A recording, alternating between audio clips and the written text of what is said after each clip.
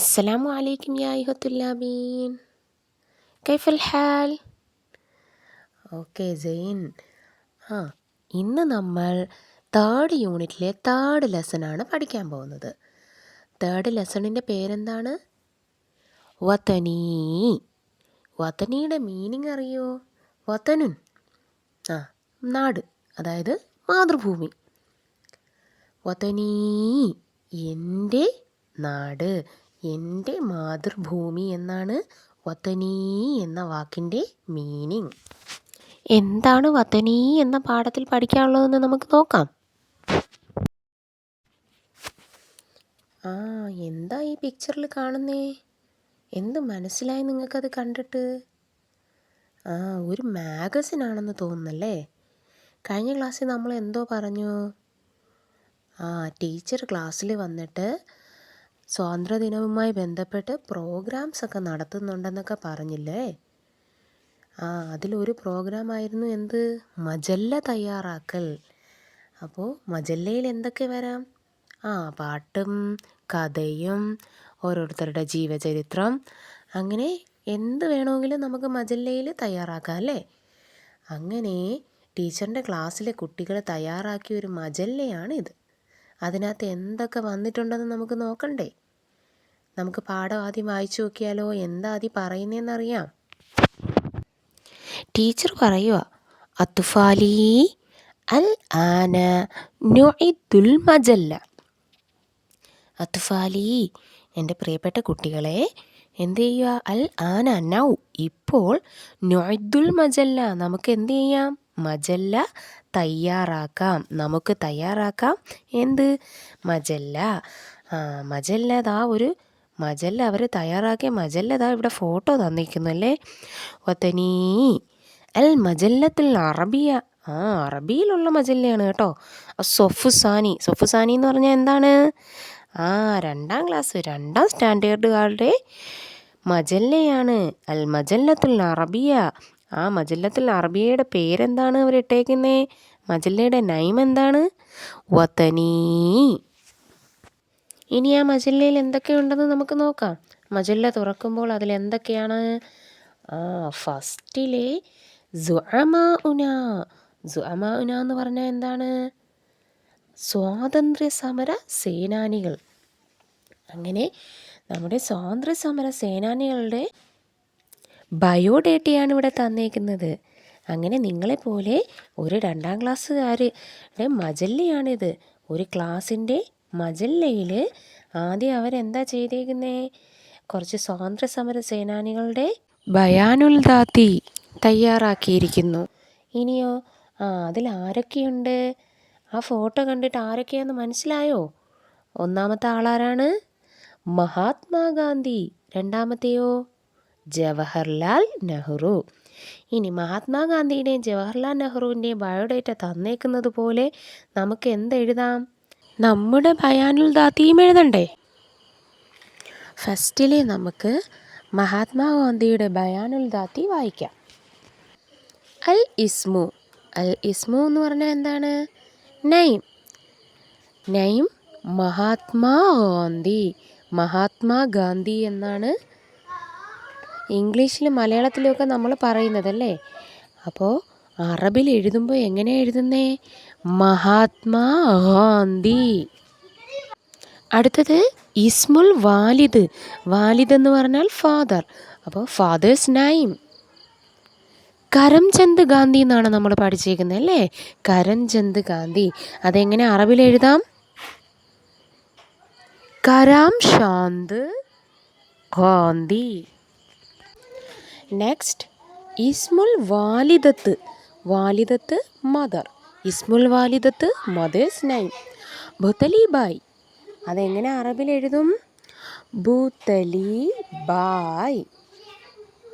Next യൗമുൽ മീലാദ്. യൗമുൽ മീലാദ് birthday. Birth date എന്നാണ്? 2 ഒക്ടോബർ. അതെങ്ങനെ പറയും? അസാനി അക്ടോബർ. അങ്ങനെ മഹാത്മാഗാന്ധിയുടെ എല്ലാവർക്കും മനസ്സിലായല്ലോ. ഇനി അതുപോലെ ജവഹർലാൽ നെഹ്റുവിൻ്റെത് നോക്കാം. അൽ ഇസ്മു നൈം ജവഹർലാൽ നെഹ്റു. ദെൻ ഇസ്മുൽ വാലിദ്, ഫാദേഴ്സ് നെയിം മോത്തിലാൽ നെഹ്റു. മോത്തിലാൽ നെഹ്റു എന്നാണ് നമ്മൾ പഠിച്ചേക്കുന്നത് അല്ലേ. അടുത്തതോ ഇസ്മുൽ വാലിദത്ത്, മദേഴ്സ് നെയിം സ്വരൂപ് റാണി. എങ്ങനെയാണ് അറബിൽ എഴുതുന്നത്? സവാറൂബ് റാണി. യൗമുൽ മീലാദ് നവംബർ 14. അതെങ്ങനെ അറബിൽ എഴുതും? അർബഅശ്ര നവംബർ. അടുത്തത് നുഇദ്ദുൽ ബയാനുദ്ദാത്തി. ഈ നമുക്ക് എന്ത് ചെയ്യാം? അവരവരുടെ സ്വന്തം ബയാനുദ്ദാത്തി എഴുതാം അല്ലേ. ആദ്യം എന്തെഴുതണം? അൽ ഇസ്മു, എന്താണോ ഓരോരുത്തരുടെയും പേര് അത് എഴുതുക. മുഹമ്മദ് എന്നാണെങ്കിൽ മുഹമ്മദ് എന്ന് എഴുതുക.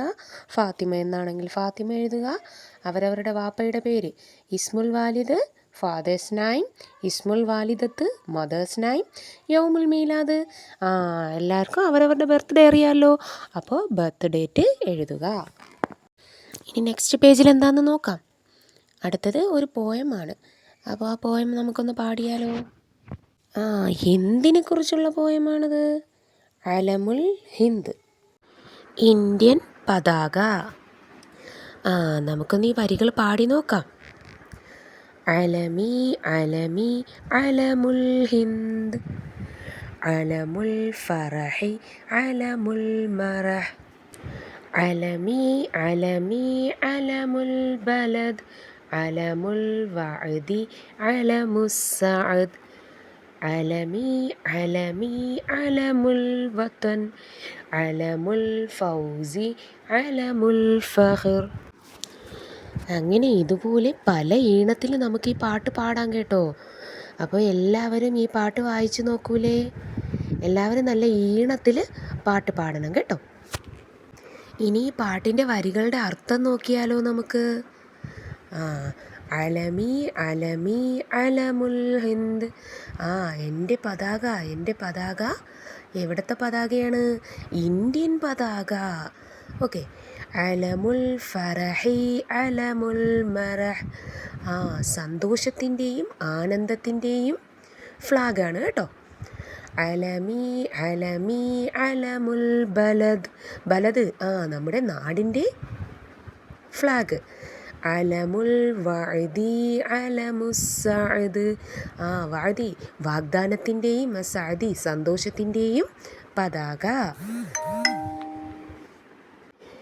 അലമി അലമി അലമുൽ വതൻ, വീണ്ടും എന്ത് തന്നെയാണ്?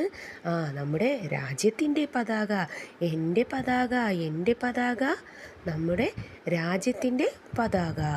അടുത്തത് അലമുൽ ഫൗസി അലമുൽ ഫഖർ, വിജയത്തിൻ്റെയും അഭിമാനത്തിൻ്റെയും പതാക. ഫൗസ് വിജയത്തിൻ്റെയും അൽ ഫഖർ അഭിമാനത്തിൻ്റെയും. അപ്പോൾ ഈ പോയം എല്ലാവർക്കും മനസ്സിലായല്ലോ. ഇനി ആ പോയമിൻ്റെ താഴെ 2-3 വാക്കുകൾ എഴുതിയേക്കുന്നു.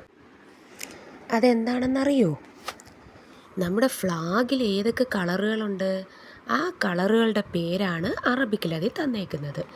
ഒന്നാമതായി തന്നേക്കുന്നത് ജാഫറാനി. ജാഫറാനി എന്ന് പറഞ്ഞാൽ കുങ്കുമം. രണ്ടാമത്തേതോ അബിയൽ, വൈറ്റ്. അടുത്തത് അഹ്ലർ, പച്ച, ഗ്രീൻ. അപ്പോൾ ഈ 3 കളറുകൾ മനസ്സിലായല്ലോ.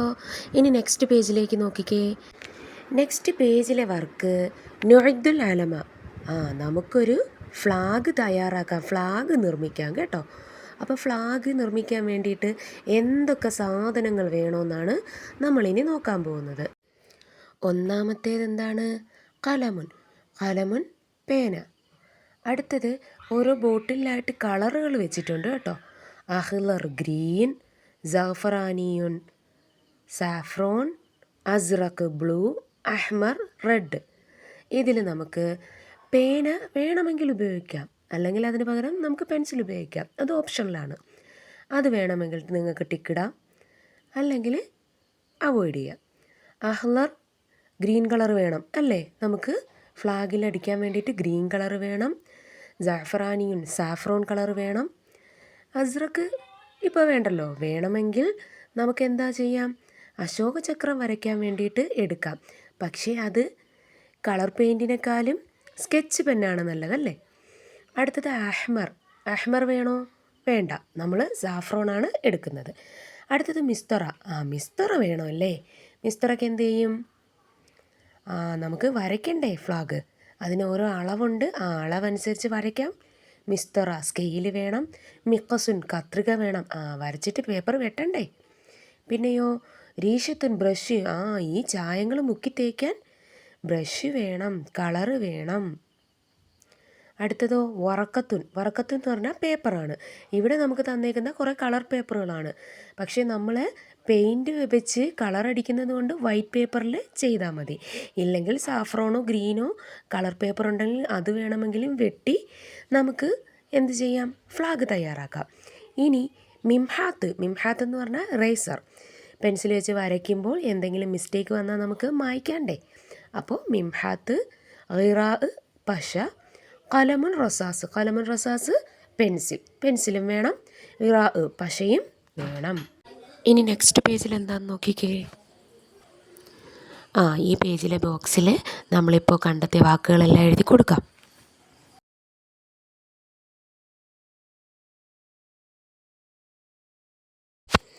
എല്ലാവരും നിങ്ങളുടെ ടെക്സ്റ്റ് ബുക്കിൽ ഇങ്ങനെ എഴുതൂലേ? ഇനി അടുത്തത് നക്റഉ. നക്റഉ എന്ന് പറഞ്ഞാൽ വായിക്കാം. ഓരോ വാക്കുകളും വായിച്ചേ. വലതുൻ, മൗസുൻ, ദൽവുൻ. ഇവിടെ ഏതോ ഒരക്ഷരം റെഡ് കളറിൽ ഹൈലൈറ്റ് ചെയ്ത് തന്നിട്ടുണ്ടല്ലേ? ഏതാണ് ആ അക്ഷരം? വാവ്. വാവ് എങ്ങനെ നമുക്ക് വാവിന് ഫതഹ ഇടുമ്പോൾ എങ്ങനെ വായിക്കും? വാ. അപ്പോൾ വാവ് ഓരോ സ്ഥലത്തും എങ്ങനെയാണ് എഴുതുന്നതെന്ന് നമുക്ക് മനസ്സിലാക്കാം. തുടക്കത്തിൽ എഴുതുകയാണെങ്കിൽ വാ ഒറ്റയ്ക്ക്. അടുത്ത നടുക്കാണെങ്കിൽ, അതായത് വേറൊരു പദത്തോട് ചേർന്ന് രണ്ടാമതാണ് വരുന്നതെങ്കിൽ ഇപ്പോൾ മൗസുൻ മീമിനോട് ചേർത്ത് വാവ് എഴുതും. അടുത്ത ദൽവുൻ അവസാനമാണെങ്കിലും ആ ലാമിനോട് ചേർത്ത് വാവ് എഴുതിയേക്കുന്നു. വാവിന് ശേഷമുള്ള അക്ഷരത്തിനെ നമ്മൾ മറ്റേ അക്ഷരത്തോട് മുട്ടിച്ചെഴുതത്തില്ല. വാവിനോട് ചേർത്ത് അതിന് ശേഷം വരുന്ന അക്ഷരത്തിനെ മുട്ടിച്ചെഴുതത്തില്ല, അതിനെ സെപ്പറേറ്റ് ചെയ്തേ എഴുതും. ഇനി അടുത്ത എക്സസൈസ് എന്താണ്? നസ്ലുൽ ഹുറൂഫ്. ഈ അക്ഷരങ്ങളെ നമുക്ക് എന്ത് ചെയ്യാം? ക്രമീകരിച്ച് എഴുതാം, അതായത് കൂട്ടക്ഷരത്തിലൊത്ത് എഴുതാം. വ ക റുൻ. അപ്പോൾ വക്രുൻ എന്ന് നമുക്ക് കൂട്ടിച്ചേർത്ത് എഴുതാം. കൗസുൻ എന്ന് എങ്ങനെ എഴുതും? ക വ് സുൻ. ഒറ്റ ഒറ്റയ്ക്ക് തന്നേക്കുന്നു, അക്ഷരങ്ങളെ നമ്മൾ കൂട്ടിച്ചേർത്ത് എഴുതുന്നു. കൗസുൻ. ദ ല് വുൻ, ദൽവുൻ. ദൽവുനെയും നമുക്ക് കൂട്ടക്ഷരമായിട്ട് എഴുതാം.